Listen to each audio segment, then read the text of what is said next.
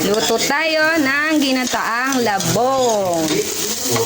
Hindi ko agad na videohan kanina kaya ayan, nagdinigis ako ng luya, bawang, sibuyas.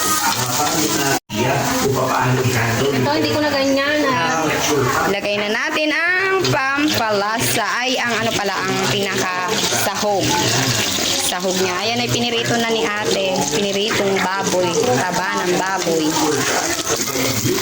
Ay, gigisahin lang muna nating maigi bago ilagay ang labong. Dahil gisang-gisa na, ilagay na muna natin ang kakang gata. Dahil luto na naman din ang labong nilaga na.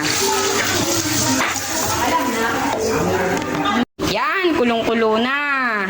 Lagay na natin ang pampalasa. Lagyan ng nor, asin, paminta. Yun, naparami na nga. Oo, mamaya. Haluin mo ng maigi. Lagay na rin natin ang okra, pampalapot. Lagay na ang labong. Dami. Sharp. Wait lang, nagbablog pa kami. Huwag kang nastorbo dyan. Umaman kami dito. Bakit may voice over na agad? Oh, ayoko nang gusto ko yung nagbo-voice over na agad-agad. Ang ingay kasi sa minsan pag nagbo-voice over. Ayan na, nagmamantika na po ang aming ginataang labong. Lalagay ko na ang sili.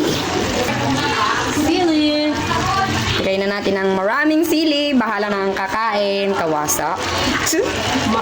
Masarap ang may sili. Yung iba ayaw ng may sili pero bahala sila. Kami ang nagluto kaya kami ang masusunod.